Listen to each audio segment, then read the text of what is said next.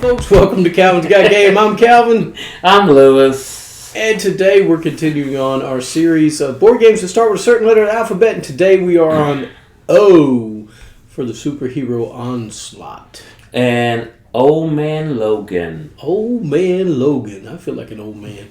I do too. Long wait for me. Hey guys, we want you to hit that subscribe button. We want you hit the thumbs up, hit the bell for notifications. So when new videos comes out, you'll know that they are there. Of course, we do release videos every Tuesday and Friday. So if you're enjoying these videos, hey, send us a comment. Give us a comment on what you think about any of the videos that we have. Your opinion, some of the games that you like, especially on these. We will do viewer videos of what you guys say you like for certain letters of the alphabet. So I've got to start making those again because we've had some comments. I hadn't got them up yet, but we will, and we will make videos of those, and it will be the viewers' games of the certain letter of the alphabet. So with all that being said, let's get our words of inspiration in. We're in Psalms 119, verse 105. Thy word is a lamp unto my feet and a light unto my path. So there's that verse right there. If you always keep the Lord in front, He's lighting up your path, and make sure you're going the right way.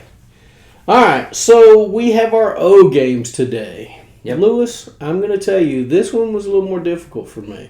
It was for me too. I don't play a lot of O games, apparently. I had probably about 6 or 7 games, so to choose from out of those, and these are the games out of those 6 or 7 that I do enjoy playing. But it was a little hard for me, the O games. I just don't play a lot of them. Well, I only had 4. I thought I only had 4. Then I realized one of the games you got me and went, oh, that's an O game too. Yeah. So it's, we have to consider that, hey, some of these may not have 5 or 10 together. We may have to just give you what we got, because I know when we get to X, Y, and Z, we may have to combine those to get 5. Yeah, one video, yeah. So we'll get there with that. All right, so I'm going to go first, Lewis, because, why not? It's your channel. Wow. he admits it. All right, guys. My number 5 for the O games is a game called OP Arena. This is a 2019 game by WizKids, 2 to 6 players, 30 to 45 minutes to play. If you are a person who likes Magic, who likes games that you get to defeat the other person, this is an arena battle with multiple players. You can play it 2-player, but I think you can have up to 6 players, and you can just battle it out between each other. The reason why it's called OP is because every card in this game, every monster you put out is overpowered. Of course. It can do damage like you've never seen before. I mean, you may have a shark with laser eyes. You may have, whatever kind of monster. They're all monsters. They're all creatures that have some weird power. And you're trying to get these people down in front of you to be able to use them to attack the other folks. But the only problem is they can be knocked out pretty fast. So don't get too attached to the creatures you put in front of you, because they are going to leave. But OP Arena is a lot of fun. I enjoy it. I don't play it a whole lot because 2 to 6 players. My wife absolutely does not like that kind of game. So when I do get a chance to bring it to the table with folks, I will do that. OP Arena is my number 5. My number 5. Did we ever play that game? I haven't. OP Arena? Yeah. I don't think we played it. No, we haven't. So I can't. I played a lot with my kids, and my oldest one really got frustrated because I was just annihilating him, and he was just not happy. Hey, build character. I said, get over it. You smash me in Magic all the time. I don't cry. I just think you're lying on the cards, no? My number 5 is a little bit older game. A lot of folks, it's either you like it or you don't. It is called Oregon, The Way the West Was Won. I have to get that name correct. Never heard of it. Yeah. A lot of folks don't. It is a gem that has been underrated. How old's the game? 2007. That's old. I don't play old games. That's 19 years old, Lewis. It is a Rio Grande Games publisher, 2 to 4 players. It is a work placement game. Now, the editors and the folks that play through the games, they have done the games also like, what was it, Stone Age. Mm-hmm. If it's Zenmire Games, I think that's one of the... Z-Man? Yeah, Z-Man Games. They do a lot of work with them on there. It is published to Rio Grande Games, but the editors and some of the testers go through them. So they have a lot of input. Now, it's basically a work placement game. You draw cards, you use them, then draw some more cards to your hand limit. I think it was 4. But you put in meeples down and collecting points. The more you put down next to each other, the more points it gets. For each round, there's 1 meeple, you get 1 point. 2 points. 3 meeples, you get 5 points. But there's also buildings that you put on next to a building, you get points along that. The board, and this is what some folks think is not exciting. It is a grid board. You have cards, 2 cards, one that goes horizontal, one goes vertical, and you try to meet to the center. It's like a grid. But you have to make sure you have the right building, because if you have a train station and the car shows near a river, you don't put a train station near a river. You have to put a port. So it got to match your buildings that you have, got to match what the cars where you want to put stuff. So every turn you will have to do something. Put a little person out or put a building. And along that, you get certain benefits. You have a little special cards that you can one-time use per round, unless you then after you use them, you got to wait to refresh them at a certain building. So it has different mechanics, but it has a good feel of you're in your own control. You will do something on every turn. Thing is just how long are you going to wait for the big points? Can you wait for the big points? It is a good 2-player game, but 3 and 3 gets more stuff out. 4 is too crowded, so a good number is 2 and 3 players. But it is a thinking game, and I think that's what it is. It's with the grid motion setup, like folks don't like, and so much thinking. And I say so much thinking because you do have to plan ahead on this. So Oregon, The Way the West was won is I think a sleeper game that should have gotten more love than it is.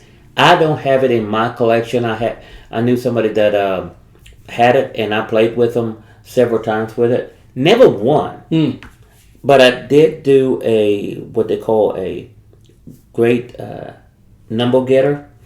That there's a little church and every if it is your church, you get 1 point. But somebody else puts that church a little meeple on near your church, they get 1 point, but you get 2 points at that time. So if you can see a whole bunch of folks in one area and you put a church there, and you have the most, I think the most I had in doing that was 48 points. Yes, counting all that. So because it does a little bit multiply on there. So yes, it is a good move, but it's hard to pull off on there because folks that know the game will try to prevent you from doing that. So my number 5, Oregon, The Way the West was won. Never heard of it. Might give it a try. Don't know, but it might be a good game. How many crossovers think we'll have, Lewis? We forgot to ask. Oh, I think we're going to have 1 at least. Yeah, I think 1, maybe 1. I think 1. All right, my number 4. This is my only party game on the list. And it's One Night Ultimate Werewolf. 2014 game. Bezier Games. 3 to 10 players, 10 minutes play.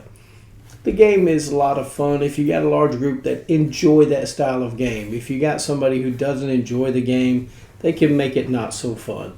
But if it's a lighthearted kind of a game to where people can enjoy kind of talking amongst themselves and doing things, and you don't have to be around a table.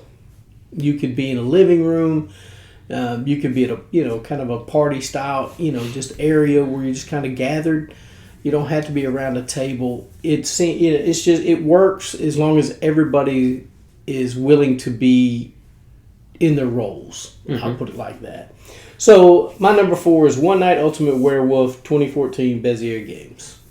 Well, my number 4 is One Night Ultimate Werewolf. We did have that. I thought this one would be on your list. I really did. Yes, because I've talked about it before, and I do like it. It is, like Kevin said, with the year publisher, it is a 3 to 10 player game, though, I believe. Yeah, it's 3 to 10, and it's hard for me to get 3 people together. Yeah. Let alone get 10. But it's a good game. I like that you don't have to use it, but I like the app that comes with it. I don't think I've ever played it with the app. Yeah. Well, yeah, and it's good for first-time players because it tells you to close your eyes. It does all that for you. Yeah, it does all that for you. It does the seer. It will call us out if anybody is the seer that can look at cards, or the thief. It helps you out on that, and that's good for first-time players that never played the game. I like One Night Ultimate Werewolf because the more players you have, the more likely there is a werewolf among them. Because there's a center board that might be, all the wolves might be in the center. And nobody's a wolf. But to see each other looking and guessing who it is, and then the person, I'm not a wolf, and everybody's pointing at that person, and they turn and go, nope. And the wolf got away. So I like One Night Werewolf because it's just interesting, and you really get to know people and their personalities on this game. So my number 4, One Night Ultimate Werewolf. And you do have to have the right group of people, because even if you get 10 people together and you got a couple of them, they're like, I don't like this game, well, big deal. Just go along and play it. Enjoy it, right? All right, my number 3 is a game called Orleans, whatever you want to call it. It's a 2014 game by Capstone Games, 2 to 5 players, 90 minutes to play. Orleans is probably one of the few games I played that, probably one of the first bigger games I played, I put it like that. And it was really enjoyable for me. I enjoyed it a lot, and I enjoy playing it anytime I can. I don't own the game because I don't think my wife would really enjoy it, so I didn't buy it, but I'll play it anytime it comes to the table. In this game, you're collecting meeples, or you have a set of meeples, and you're drafting other ones, trying to get meeples that you can put in your bag. You draw them out. You place them in certain areas on the board to where you can do an action. And you're scoring points through those actions. It's just a worker placement game, and they have different colored meeples that you're putting in your bag. So whatever colored meeple you draw out is where you're going to be able to go. So sometimes you may not get the ones you want, and it may not give you the stuff you need or the points that you get. It's kind of swingy in that aspect for me, but I do enjoy it a lot. Orleans. I never played it, never heard of it on there. Really? Yes. That's an older game. I mean, it's a 2014 game, and it's just, it's good. I think it was the first game, and I may be mistaken, but I think it's the first game where, no, I'm thinking about a different game, maybe. I don't know. But anyway, I think if you place a worker down, everybody gets to do the action at a lower base. You know what I'm saying? You'll get to do the main thing, and everybody else gets to do it a little bit. If I'm thinking, I may have this game confused with another game right in my head with that mechanic, but Orleans, I do enjoy it, and I'll play it anytime somebody brings it to the table. So, and folks, that's what happens when you get 2 different players. You're going to hear different games and that we don't even know each other. We have ever played. Yeah, and you play so many. Sometimes you get the rules of one game to another game, and you're going, "Wait a minute, is that game?" Because they just start melding together at that point, especially if you got similar mechanics and things of that nature. So, good game. Number 3. Number 3, yeah. But I say good game. What number was it? My number 3 is the Oregon Trail Journey to Willamette Valley. Now, didn't you just say Oregon? I said, yes. But this is a different version. Yeah, the Oregon Trail, you die a lot of dysentery. But anyway. Well, same thing, but in a bigger way. Okay. It is a 2018 game, a little bit newer. Press Toy Group is the publisher. 2 to 4 players. Now, I always make notes here, but on this one, my wife couldn't decipher my notes on this one. And bless my wife, she does a lot for me. It's getting ready for videos. But sometimes she just looks at it going, nope, I'm not doing it. It's a thing. If you ever played the old Oregon Trail computer game, they came out with a card game. Nothing wrong with it. Horrible. It is the side. He can say nothing's wrong with it. I'm going to tell you it's horrible. Don't buy it. The card game, it is impossible. I won't say impossible to win, but very, very difficult to win. The artwork from the old game is there. The nostalgia is there. I will not buy it myself on there.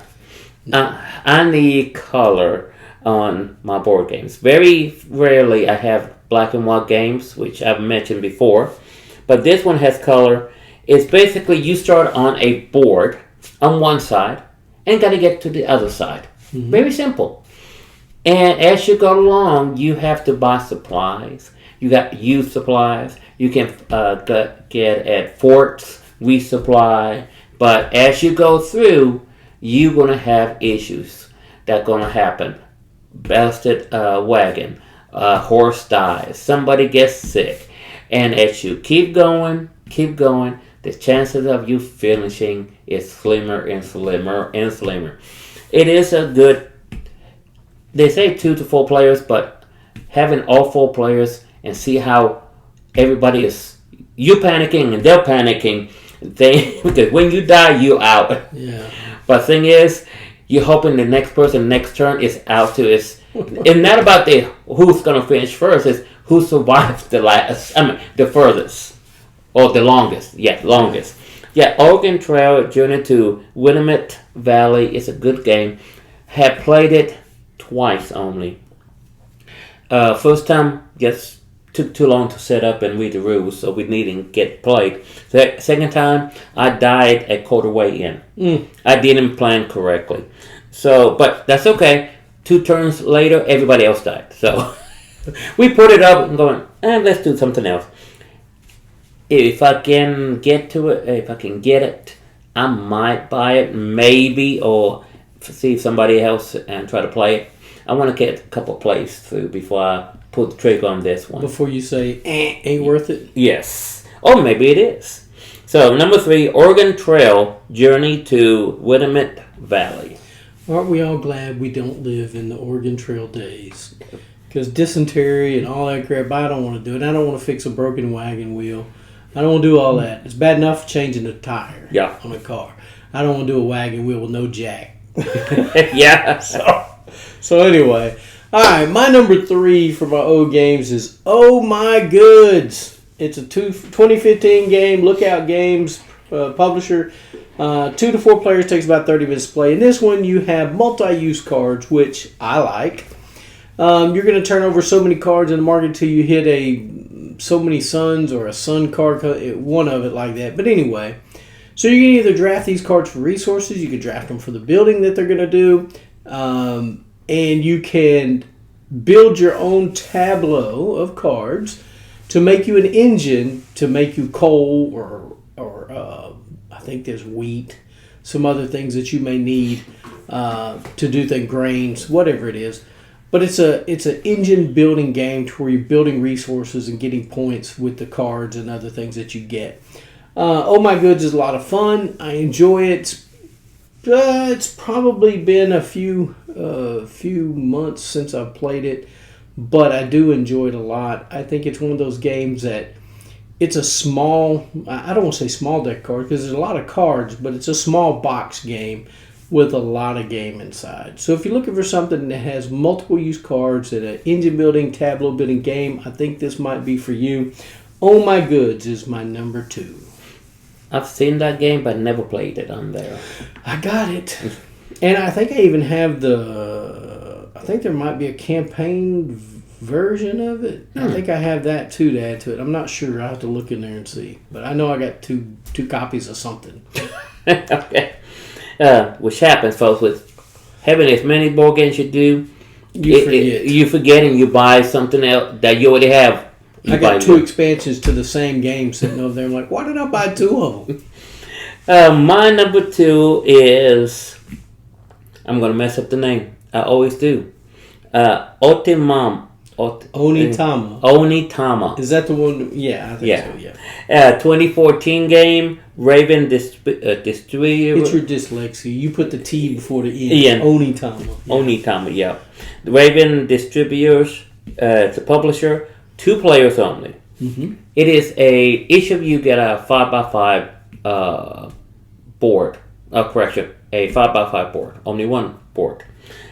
There are 5 cards on the board. One player has 2. The other player has 2. Then 1 in the middle. And those are your allowed moves, basically. You're trying to capture what I call it the sensei. The guardian of the martial arts temple.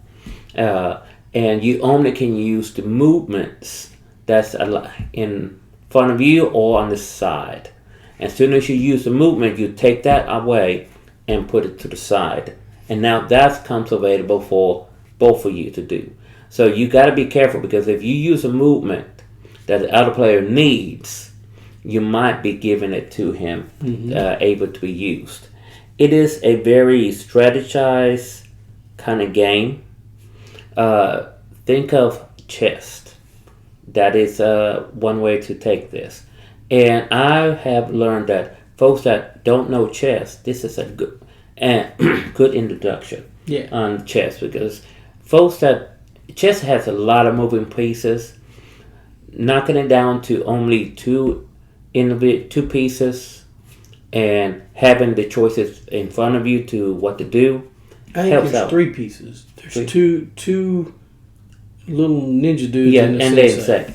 Yeah, but most of the ones that do the movements is the 2 little ninjas. Well, the sensei can move too. Yeah.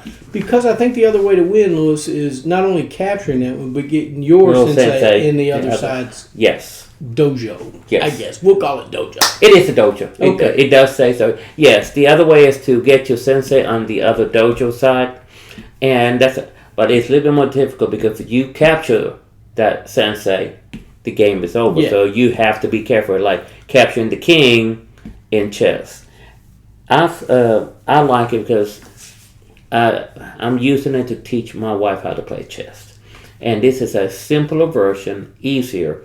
Yes, folks, there are, folks probably thinking, and I watched the video, well, there's board games that are electronic that will guide you how to use how to play chess. Mm-hmm. Yes, but it's going to cost some money. That or the free ones aren't that good. Yeah.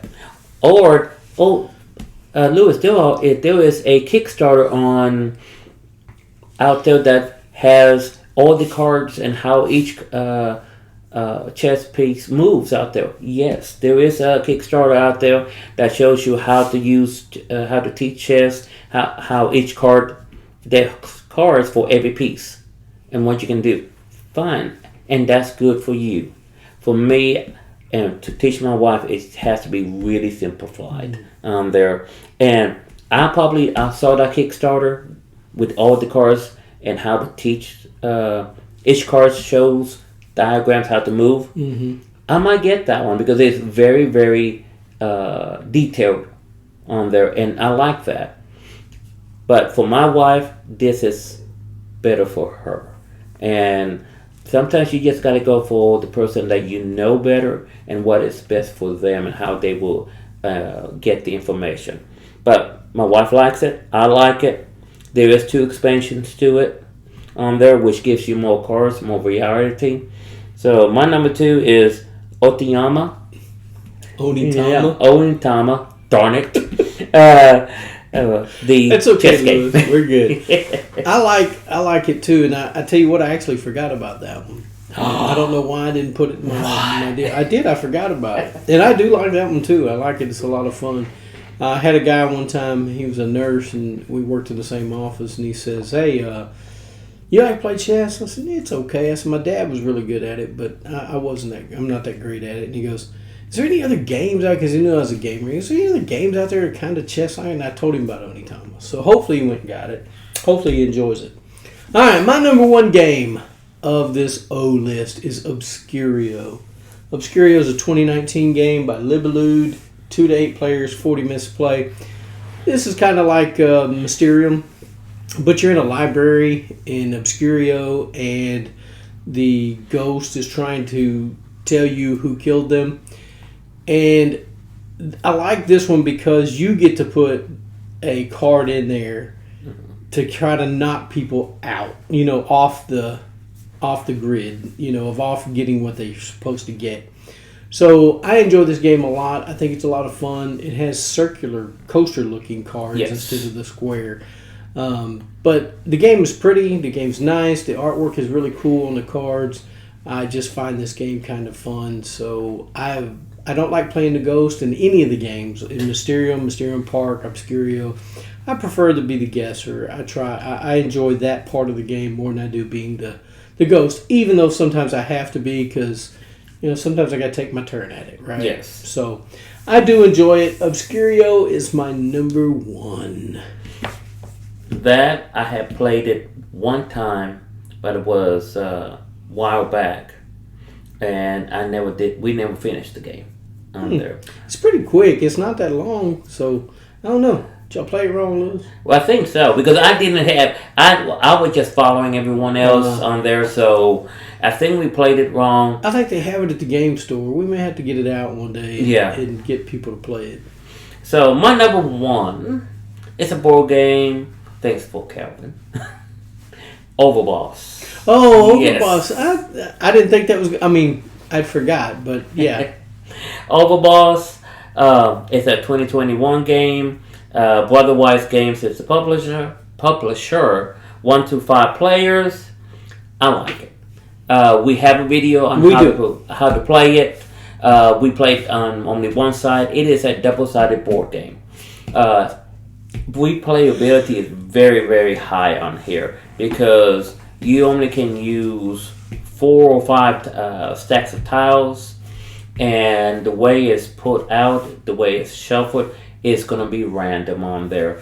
And each tile set has different abilities. There's some that if you put in the middle with other tiles, all the other tiles are blown away, and you lose all those points. Some have to be lined up together to gain points. There's little monsters that if you match up the monster with the environment, you get more points. You don't have to, but helps them. Who doesn't want more points? Yes. Right?